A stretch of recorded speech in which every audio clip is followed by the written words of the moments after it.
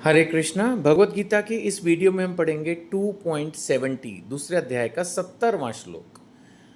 भगवान कह रहे हैं, जो पुरुष समुद्र में निरंतर प्रवेश करते रहने वाली नदियों के समान इच्छाओं के निरंतर प्रवाह से विचलित नहीं होता।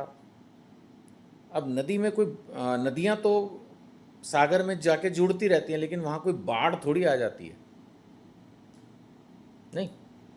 ऐसे ही इच्छाएं मन में आ सकती हैं, लेकिन उससे वो विचलित नहीं होता। वो इच्छाओं को पूरी करने के लिए पागल नहीं हो जाता, उसके पीछे भागने नहीं लगता।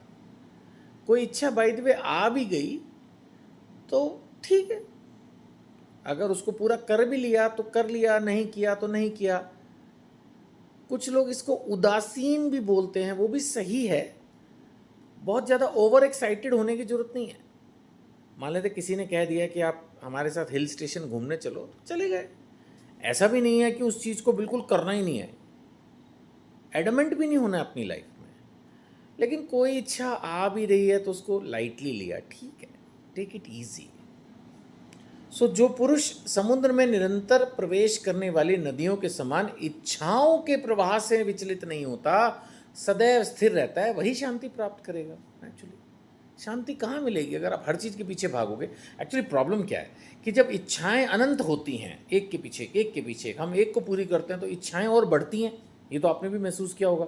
जीवन में हम जो चीज़ चाहते हैं जब वो मिल जाती है तो हम शांत नहीं होते, रादर उससे बड़ी चीज़ को पाने की कामना करते हैं। तो जब हम आगे बढ़ते जाते हैं तो एक स्टेज पर तो कभी ना कभी फेल्योर आएगा ना सामने। तो जो लोग अत्यंत कामी होते हैं, है ना, जो लोग रजोगुणी होते हैं, उनके मन में रहता है हर समय प्रबल इच्छा कि भाई ये मुझे मिल ही जाए, कोई भी चीज़, सम्मान, पोजीशन, यश, कुछ भी। जब वो नहीं मिलती तो फिर वो दुखी हो जाते हैं। दुखी होंगे तो फिर शांत कहाँ से होंगे, सुखी कहाँ से होंगे। तो इसीलिए भगवान कह रहे हैं कि समस्त इच्छाओं के निरंतर प्रवाह से वो विचलित नहीं होता, सदैव स्थिर रहता है, वही शांति प्राप्त कर सकता है। वह नहीं जो ऐसी इच्छाओं को तुष्ट करने की चेष्टा करता हो। तुष्ट करने की चेष्टा करने का मतलब हो गया कि वो उनको पूरी करने की कोशिश करेगा। मैंने बताया ना, पूरी करने की कोशिश करने में कोई प्रॉब्लम नहीं है। अगर आप थोड़ा न्यूट्रल हो कि ठीक है, हो गई, नहीं हुई नहीं हुई, फिर तो चलेगा। लेकिन अगर आपके मन में यह है कि नहीं, इच्छा पूरी ही होनी चाहिए, फिर जब वो नहीं होगी तो मन अशांत हो जाएगा। रोज़ अगर आप सपोज़ माला करते हो, कोई शास्त्र पढ़ते हो, कुछ भी भक्ति सेवा करते हो, सब मिल जाएगी, क्योंकि आप अशांत हो चुके होगे वो इच्छा जो पूरी नहीं हुई उसकी वजह से। चलिए और आगे अध्ययन करते हुए आगे बढ़ते हैं। 71वां श्लोक। भगवान कह रहे हैं, जिस व्यक्ति ने इंद्रिय तृप्ति की समस्त इच्छाओं का परित्याग कर दिया है, जो इच्छाओं से रहित रहता है, जिसने सारी ममता त्याग दी है, कोई अटैचमेंट नहीं है उसको, अहंकार से रहित है, उसको कुछ नहीं लगता अपने बारे में कि कोई बहुत महान व्यक्ति हूँ। क्योंकि जब अहंकार आ जाता है कि मैं बहुत काबिल हूँ, तो उसको यश की कामना आती है। वो चाहता है कि कुछ उसके फॉलोअर्स बने, कुछ लोग उसकी बात सुने, उसकी आज्ञा को माने। मानता कोई है नहीं तो फिर प्रॉब्लम आती है। सो अहंकार से रहित है, वही वास्तविक शांति प्राप्त कर सकता है। यानी कि शांति उसी को मिलने वाली है अपने जीवन में जिसमें ये गुण हो, इंद्रिय तृप्ति की इच्छाएं त्याग कर दी हों, इच्छाओं से रहित हो, ममता त्याग दी हो, अहंकार से रहित हो, उसको वास्तविक शांति प्राप्त हो सकती है। मैंने पहले भी कहा है, अगर हमारे मन में इंद्रिय तृप्ति की इच्छा नहीं है लेकिन हम इंद्रिय तृप्ति कर रहे हैं, हमारी कोई इच्छा नहीं है, लेकिन किसी ने कहा ये आइसक्रीम खा लो, आपने खा ली। उसने नहीं पूछा तो भी आपको कोई दुख नहीं हुआ। उसने पूछा आपको खा लो, खा ली, नहीं खाई तो नहीं खाई। ऐसी पोजीशन में अगर आप हैं, कोई भी सुख, एसी चल रहा है अच्छी बात है, नहीं चल रहा है तो भी ठीक है, सिर्फ पंखा है तो भी ठीक है। अगर ये हो कि नहीं जी एसी के बिना तो मैं सोऊंगा नहीं, नींद नहीं आएगी, वहां प्रॉब्लम है।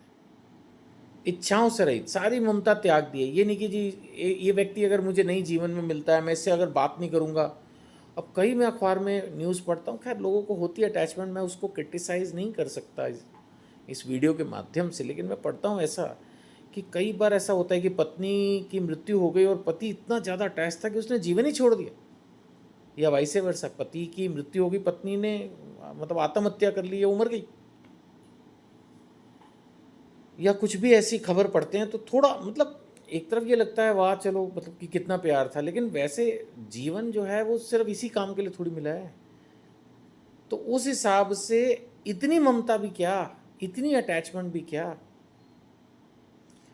तो कहने का मेरा यहाँ पर, मैं और ज़्यादा एग्जाम्पल्स नहीं ले रहा, भगवान ने यही कहा है, जो शांत, अगर आप चाहते हो कि आप शांत रहो तो बहुत, ममता में प्रॉब्लम नहीं है, प्रेम में प्रॉब्लम नहीं है, प्रॉब्लम है अत्यधिक ममता, अत्यधिक अटैचमेंट, अत्यधिक प्रेम, अत्यधिक जुड़ाव।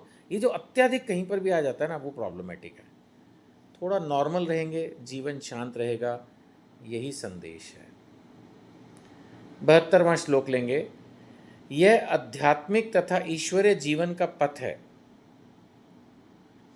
जिसे प्राप्त करके मनुष्य मोहित नहीं होता। नेचुरली अगर आपने सारी इंद्रिय, ममता, सब कुछ कंट्रोल कर रखा है तो ये आध्यात्मिक पथ है, ईश्वरीय पथ है। बहुत सारे लोग चाहते हैं कि वो भक्ति करें और फिर उनको समझ नहीं आता कि करना क्या है। करना कुछ नहीं है, अपने जीवन में जो कुछ भी एक्सेस है सबसे पहले उसको ख़त्म करना है। अगर बहुत ज़्यादा सोते हो तो लिमिटेड सो, बहुत ज़्यादा खाते हो लिमिटेड खाओ, बहुत ज़्यादा बोलते हो लिमिटेड बोलो। कुछ भी सुपर एक्सेसिव नहीं करना है, किसी चीज़ के पीछे बहुत ज़्यादा नहीं भागना है। तो ये आध्यात्मिक ईश्वरीय जीवन का पथ है, इसे प्राप्त करके मनुष्य मोहित नहीं होता। यदि कोई जीवन के अंतिम समय में भी इस तरह स्थित हो तो वो भगवत धाम को प्राप्त होता है। यहाँ भगवान सिर्फ ये कहने की कोशिश कर रहे हैं कि कोई सोचे ओहो, ये मैंने भगवत गीता का 2.72 आज पढ़ा, आज तो मेरी उम्र 60 साल है, 70 साल है, मैंने तो अपना पूरा जीवन ही खराब कर दिया। ना ना ना, जब जिसने जब पढ़ लिया, जब समझ लिया, जब अपना लिया तो करेक्ट है। भगवान कह रहे हैं अंतिम समय में भी अगर आप इसको समझ लिया, इतना मुश्किल है ये। अब कोई क्वेश्चन किसी बच्चे ने बिल्कुल आखिरी मोमेंट पे भी पढ़ा और वही पेपर में आ जाए तो ठीक कर ही लेगा ना, मार्क्स तो पूरे ही आ जाएंगे। तो उसी तरह से ये आध्यात्मिक ईश्वरीय जीवन का पथ हम अपने जीवन में जब अपना लें तभी अच्छा है। वो बात अलग है कि इस बात को पढ़ के सुन के ये मत सोच लेना कि चलो फिर तो अभी क्या जरूरत है, अभी तो जो ऐश कर रहे हैं करते रहते हैं और लास्ट में अपना लेंगे। वो लास्ट पता नहीं कब आ जाएगा और फिर कुछ होगा या नहीं होगा। अभी मैंने एग्जाम्पल लिया कि बच्चा लास्ट मोमेंट पे भी क्वेश्चन पढ़ ले और वही एग्जाम में आ जाए तो मार्क्स पूरे आ जाएंगे, लेकिन क्या पता लास्ट मोमेंट पे पढ़ा हुआ पेपर में आएगा या नहीं आएगा, या उल्टा पढ़ें तो जो क्वेश्चन एग्जाम में आएंगे पता नहीं वो लास्ट मोमेंट पे पढ़े या नहीं पढ़े। तो आम तौर पर तो उसी बच्चे के मार्क्स अच्छे आते हैं जिसने पूरे साल पढ़ाई की हो, ना कि जिसने लास्ट मोमेंट पे देखा हो। वो बहुत ही रिस्की प्रपोजिशन है। वो बात अलग है कि ये भगवान हैं, अत्यंत कृपालु हैं, इसलिए उन्होंने ये बात बोल दी कि अंतिम समय में भी अगर स्थित हो गया तो भगवत धाम को प्राप्त कर लेगा। तो भगवान तो खैर समझ लो लास्ट मोमेंट के पढ़े हुए बच्चे को भी पिकअप कर लेंगे, लेकिन भाई फिर भी मैं यही कहूँगा बहुत रिस्की है। और वैसे भी अंत समय का पता ही नहीं, ऐसा कोई रूल तो है नहीं कि 100 साल में अंत समय आएगा, 150 साल में अंत समय तो कभी भी आ सकता है। तो उस हिसाब से सजेशन भगवत गीता का यही, मेरी तरफ से भी यही, कि अभी से भगवत गीता को ध्यान से पढ़ें और अपने जीवन में अप्लाई करने की कोशिश करें। और इस वीडियो में इतना ही। साथ में आपसे हमेशा की तरह प्रार्थना, please please please Bhagavad Gita के प्रचार में मेरी थोड़ी मदद करें। मैं अपनी तरफ से प्रयास कर रहा हूँ, आप भी थोड़ी सी मेरी मदद करें। वीडियो पे जो नंबर दिया उस पर संपर्क करें। जैसे भी जो भी आप मेरी मदद कर सकते हैं करने का प्रयास करें। मेनली तो प्रचार ही है, जितना ज़्यादा आप प्रचार कर सकते हैं भगवत गीता का, चाहे मेरी वीडियो का ना करें, आप भगवत गीता की किताब को पढ़ें, उसको लोगों को इंस्पायर करें कि वो भगवत गीता को पढ़ें, अपने जीवन में अप्लाई करने की कोशिश करें। आप पे भगवान की बहुत कृपा होगी। Thank you.